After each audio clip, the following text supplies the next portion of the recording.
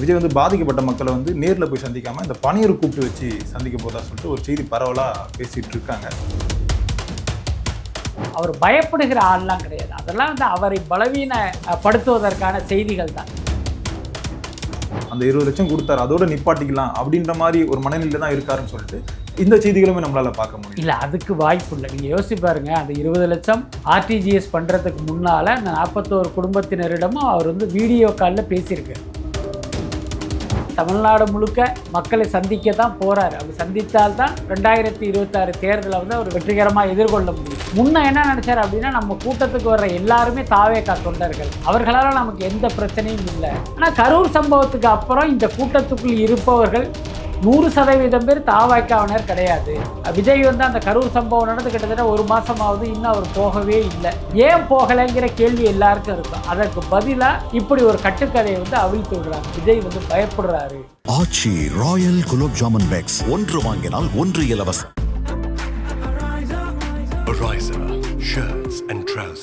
குறைந்த விலை, நிறைந்த தரம், தங்கள் தேவைகள் அனைத்தும் ஒரே இடத்தில். ஜெயச்சந்திரன். மக்களே, அன்பு வணக்கம். இன்றைய நமது சிறப்பு நேர்காணலில் நம்முடன் இருப்பவர் வலைப்பேச்சு ஜே பிஸ்மி சார் அவர்கள். சார் வணக்கம். வணக்கம். இந்த கரூர் துயர சம்பவம் வந்து தமிழ்நாட்டில் ஒரு மிகப்பெரிய தாக்கத்தையும் ஒரு சோகத்தையுமே ஏற்படுத்தி இருக்குன்னு சொல்லலாம்.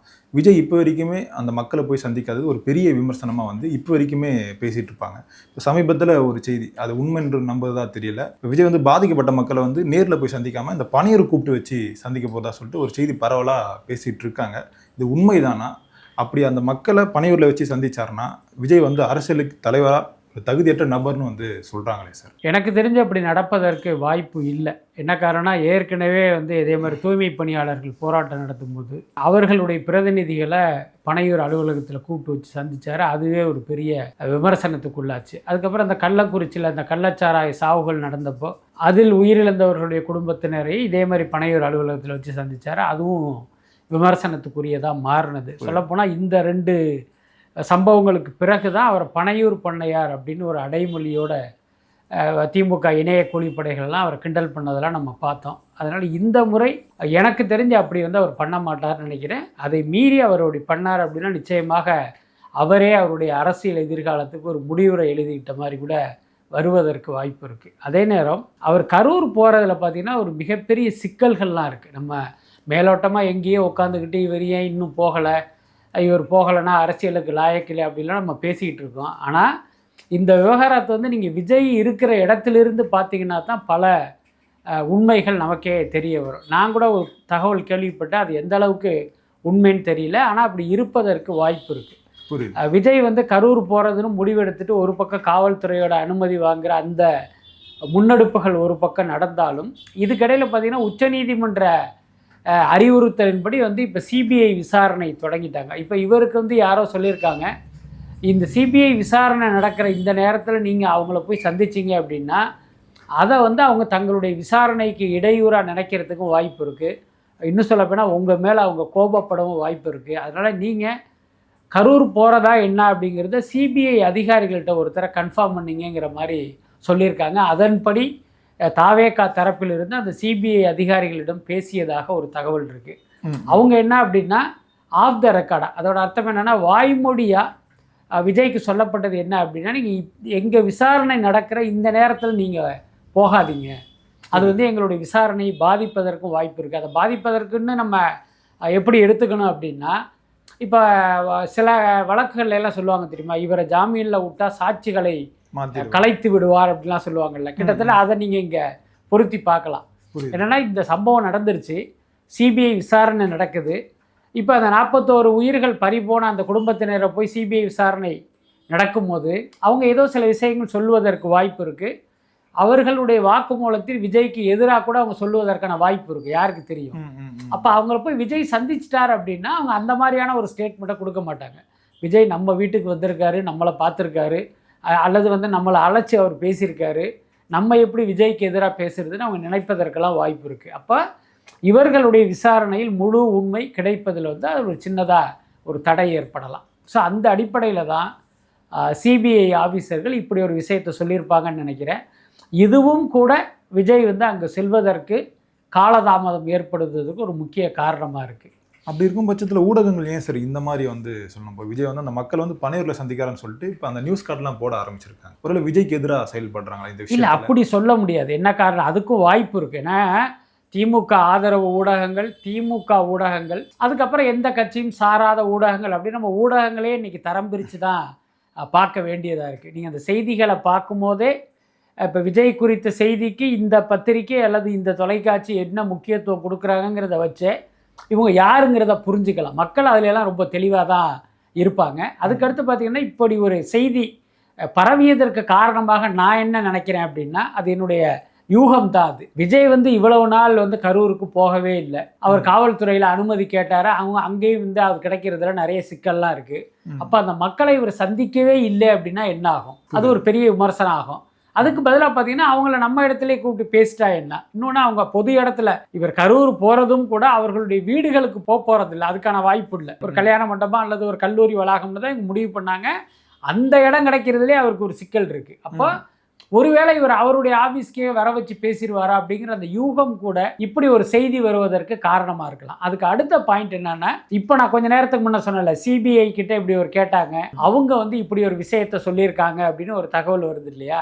அது ஒருவேளை உண்மையாக இருக்கும் பட்சம் விஜய் ஒருவேளை நினச்சிருக்கலாம், இப்போ நம்ம அங்கே போனால் தானே பிரச்சனை, அவங்கள இங்கேயே கூப்பிட்டு வச்சு பேசுவோங்கிற ஒரு முடிவுக்கு கூட வந்திருக்கலாம். மொத்தத்தில் இந்த செய்தி வந்ததற்கு இவர்களுடைய வன்மமும் காரணமாக இருக்கலாம், இந்த யூகமும் ஒரு காரணமாக இருக்கலாம். இப்போ சிபிஐ கிட்டலாம் பர்மிஷன் கேட்டிருக்காங்க வந்து சொல்கிறீங்க சார். ஆனால் இப்போ விஜய் வந்து எந்த ஒரு முயற்சியுமே வந்து எடுக்கல அந்த மக்களை சந்திக்கிறதுக்கு. அந்த 20 லட்சம் கொடுத்தாரு, அதோட நிப்பாட்டிக்கலாம் அப்படின்ற மாதிரி ஒரு மனநிலையில் தான் இருக்காருன்னு சொல்லிட்டு இந்த செய்திகளுமே நம்மளால் பார்க்க முடியும். இல்லை, அதுக்கு வாய்ப்பு இல்லை. நீங்கள் யோசிச்சு பாருங்க, அந்த 20 லட்சம் ஆர்டிஜிஎஸ் பண்ணுறதுக்கு முன்னால் அந்த 41 குடும்பத்தினரிடமும் அவர் வந்து வீடியோ காலில் பேசியிருக்காரு. நான் வந்து கண்டிப்பாக உங்களை சந்திப்பேன்னு அவர் சொல்லியிருக்காரு. அப்படி சொல்லிட்டு நான் வராமல் இருக்கிறது அப்படிங்கிறது அதான் ஒரு மிகப்பெரிய நம்பிக்கை துரோகம். எனக்கு தெரிஞ்சு தனக்காக உயிரை இழந்த அந்த குடும்பத்துக்கு விஜய் வந்து நிச்சயமாக துரோகம் பண்ண மாட்டார். அதை வந்து நம்ம உறுதியாக சொல்லலாம். விஜய் அப்படிப்பட்ட நபரும் கிடையாது. இன்னொன்று, விஜய் வந்து அரசியலுக்கு வந்திருக்காரு, அரசியல் கட்சி தொடங்கியிருக்காரு, இன்றைக்கி அரசியல் செய்ய ஆரம்பிச்சிருக்காரு. அதே நேரம் இந்த முந்தைய டிப்பிக்கல் அரசியல்வாதிகளுக்கும் விஜய்க்கும் வந்து பெரிய வித்தியாசம் இருக்கிறதா நான் நினைக்கிறேன். இந்த கட்டத்தில் எதிர்காலத்தில் அவர் எப்படி மாறுவார்லாம் நமக்கு தெரியாது. இப்போ ஒரு அதிமுகவில் இயங்குகிறவர் பார்த்தீங்கன்னா அரசியல் செய்வதற்காக என்ன வேணாலும் சொல்லுவாங்க, என்ன வேணாலும் செய்வாங்க. ஆனால் விஜய் வந்து அப்படிப்பட்ட ஒரு நபர் கிடையாது. அதனால் அவர்களிடம் கொடுத்த அந்த வாக்குறுதிப்படி நிச்சயமாக அவங்கள சந்திப்பார். அந்த நம்பிக்கை எனக்கு இருக்குது. இந்த கரூர் துயர சம்பவத்துக்கு பிறகு விஜய் கரூருக்கு போகிறதுக்கு கொஞ்சம் பயப்படுறாரு. அதனால தான் போகாமல் இந்த பனையூரில் வச்சு மீட் பண்ணுறதுக்கான அந்த பிளானை போட்டதா சொல்கிறாங்க சார். அதாவது அவர் பனையூரில் வந்து மீட் பண்ணுறாருங்கிறது இன்னும் உறுதியாகலை. அது இப்போ நம்ம ஏற்கனவே பேசின மாதிரி அது இந்த ஊடகங்களுடைய கற்பனையா, யூகமா, அல்லது ஏதோ ஒரு அடிப்படை செய்தியின் காரணமாக இப்படி ஒரு செய்தியை வெளியிடுறாங்களானே நமக்கு தெரியல. அப்படி இருக்கும்போது அந்த கட்டுக்கதையின் மீது எப்படி நம்ம ஒரு பதிலை சொல்ல முடியும்? ஏன்னா இன்னொன்று, விஜய் கரூருக்கு செல்வதற்கு ஏன் பயப்படணும்? அதான முக்கியமான கேள்வி. அவரை பொறுத்த வரைக்கும் தமிழ்நாடு முழுக்க மக்களை சந்திக்க தான் போறாரு. அப்படி சந்தித்தால்தான் 2026 தேர்தலை வந்து அவர் வெற்றிகரமாக எதிர்கொள்ள முடியும். அப்படி இருக்கும்போது நிச்சயமா பயப்பட வேண்டிய அவசியம் இல்லை. அதே நேரம் முன்ன என்ன நினைச்சார் அப்படின்னா, நம்ம கூட்டத்துக்கு வர்ற எல்லாருமே தாவேகா தொண்டர்கள், அவர்களால் நமக்கு எந்த பிரச்சனையும் இல்லை, நம்ம ஆதரவாளர்கள் நம்மேல அபிமானம் கொண்டவர்கள் மத்தியில் நம்ம பேசுகிறோம், நமக்கு எந்த பிரச்சனையும் வராதுன்னு ஒரு நம்பிக்கையில் போனார். ஆனால் கரூர் சம்பவத்துக்கு அப்புறம் இந்த கூட்டத்துக்குள் இருப்பவர்கள் 100% பேர் தாவேகாவினர் கிடையாது. அதுக்குள்ளார மாற்று கட்சியினரும் இருக்காங்க, சமூக விரோதிகளும் இருக்காங்கங்கிறது அந்த சம்பவத்தின் மூலமாக அவர் புரிஞ்சுக்கிட்டார். அதனால் இனிமே போகும்போது அந்த எச்சரிக்கை உணர்வோடு போவார், அவ்வளவுதானே தவிர அவர் பயப்படுகிற ஆள்லாம் கிடையாது. அதெல்லாம் வந்து அவரை பலவீனப்படுத்துவதற்கான செய்திகள் தான். என்ன காரணம் அப்படின்னா, விஜய் வந்து அந்த கரூர் சம்பவம் நடந்து கிட்டத்தட்ட 1 மாதமாவது இன்னும் அவர் போகவே இல்லை. ஏன் போகலைங்கிற கேள்வி எல்லாருக்கும் இருக்கும். அதற்கு பதிலாக இப்படி ஒரு கட்டுக்கதையை வந்து அவிழ்த்து விடுறாங்க. விஜய் வந்து பயப்படுறாரு அப்படிங்கிற ஒரு செய்தியை பரப்புனா மக்கள் நம்பிடுவாங்க அப்படின்னு இவங்க நினைக்கிறாங்க. பட் மக்கள் அப்படியெல்லாம் நம்ப மாட்டாங்கன்னு தான் நான் நினைக்கிறேன். என்ன காரணம் அப்படின்னா, சினிமாவில் ஒரு ஹீரோ செய்கிற சாகசத்தை இவர் நிஜத்துலேயும் அப்படி தான் செய்வார், ஒரு கையால் 10 பேர் அடிப்பாருன்னு நம்பித்தானே சினிமாக்காரங்க பின்னால் போகிறாங்க. அதனால் பார்த்திங்கன்னா இதையெல்லாம் வந்து இந்த மக்கள் நம்பிட மாட்டாங்கன்னு தான் நான் நினைக்கிறேன். இப்போ தாவேக்காவோட இந்த அடுத்த கட்ட நிலைப்பாடு வந்து என்னவா சார் இருக்கும்? விஜய் வந்து மீண்டும் அந்த மக்களை வந்து சந்திக்க போகிறதா வந்து சொல்கிறாங்க. ஆனால் இப்போ அந்த மக்கள்கிட்டே கொஞ்சம் பயம் வந்து இருக்குது, திரும்ப ஒரு கூட்ட நெரிசல் ஏற்பட்டுருமோன்னு சொல்லிட்டு. விஜய் நிச்சயமாக மக்களை சந்திப்பார். அதே நேரம் நாம் பல பேட்டிகளில் ஒரு வலியுறுத்திய விஷயம் உங்களுக்கு ஞாபகம் இருக்குது. நான் ஏறக்குறைய உங்கள் பேட்டியில் கூட நான் சொல்லியிருப்பதற்கு வாய்ப்பு இருக்குது.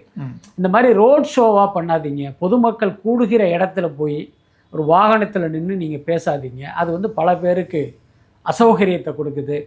ஒரு பொதுக்கூட்டமாக நீங்கள் போடுங்க. ஒரு மாவட்டத்தில் ஒரு இடத்துலையாவது ஒரு கூட்டமாக போடுங்க. அது வந்து யாருக்குமே வந்து தொந்தரவு இருக்காது. ஊருக்கு ஒதுக்குப்புறமா ஒரு இடத்துல நீங்கள் கூட்டம் போட போகிறீங்க. உங்களை பார்க்கணுன்னு ஆர்வம் உள்ளவன் அங்கே போகிறான். ஆர்வம் இல்லாதவங்க அவன் வேலையை பார்த்துட்டு போயிட்டே இருப்பான். அதனால் யாருக்கும் தொந்தரவு இருக்காது. இதுதான் நம்ம தொடர்ந்து சொல்லிட்டு வந்த விஷயம். என்னென்னா, என்ன இருந்தாலும் விஜய் வந்து மக்களை சந்திக்க தான் போகிறாரு, அதில் மாற்றம் இல்லை. ஆனால் மக்களுடைய இயல்பு வாழ்க்கைக்கு நீங்கள் இடையூறாக இருக்காதீங்க. அதுதான் நம்ம தொடர்ந்து வலியுறுத்திய விஷயம். இப்போ லேட்டஸ்ட்டாக சில தகவல்கள் என்ன வருது அப்படின்னா, விஜய் இந்த மாதிரி வாகனத்தில் போய் பிரச்சாரம் பண்ணுறதை தவிர்த்துட்டு இதே மாதிரி மாவட்டத்துக்கு ஒரு இடத்துல வந்து ஒரு பொதுக்கூட்டத்தை போட்டு அங்கு வந்து மக்களோடு சந்திக்கணுங்கிற மாதிரியான ஒரு முடிவெடுத்திருக்கிறதா ஒரு தகவல் இருக்குது. ஸோ விஜயினுடைய தேர்தல் பரப்புரை அப்படிங்கிறது இந்த பேட்டர்னில் தான் இருக்க போகுது அப்படின்னு நம்ம நம்பலாம், இந்த செய்தி உண்மையாக இருக்கும் பட்சம். அதே நேரம் பார்த்திங்கன்னா, இப்போ மாவட்டத்தில் ஒரு இடத்துல ஒரு மைதானத்தில் ஒரு திறந்த வெளியில் கூட்டம் அப்படின்னா அது உடனடியாக நடப்பதற்கு வாய்ப்பு இல்லை. ஏன்னா அதுக்கான இடத்த தேர்வு செய்யணும், அதற்கான பாதுகாப்பு ஏற்பாடுகள், வர்றவர்களுக்கு குடிநீர், கழிவறை எல்லாத்தையுமே நீங்கள் ஏற்பாடு பண்ணணும். கிட்டத்தட்ட மதுரையிலையும் விக்கிரவாண்டியிலையும் அந்த மாநாட்டுக்கு என்னவெல்லாம் பண்ணாங்களோ அந்த மாதிரியான ஒரு ஏற்பாட்டை மாவட்டத்தோடு இவங்க பண்ணணும்.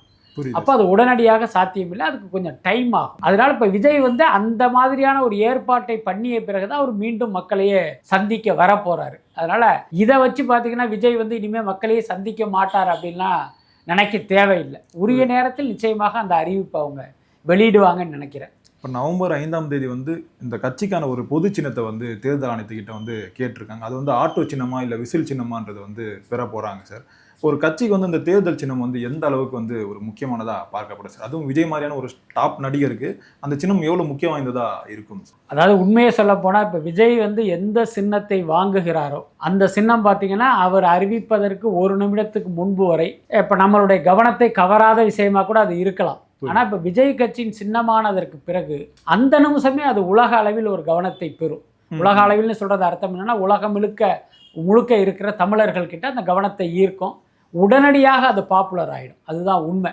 பட் அதே நேரம் பொதுவாகவே இந்த சின்னம் குறித்து ஒரு உளவியல் என்ன அப்படின்னா, ஒரு மக்களால் வந்து எளிதில் வந்து அந்த சின்னத்தை வந்து ஒரு செவத்தில் போய் வரைகிற அளவுக்கு எளிமையாக இருக்கணும். இப்போ உதாரணத்துக்கு எம்ஜிஆருடைய இரட்டை இலை, உதயசூரியன், இந்த சின்னங்களெல்லாம் பார்த்திங்கன்னா ஒரு பெரிய அளவில் மக்கள்கிட்ட போய் இம்மீடியட்டாக சேர்ந்ததற்கு காரணம் என்ன அப்படின்னா, அந்த சின்னங்கள் வரைவதற்கு ரொம்ப எளிமையாக இருந்தது தான்.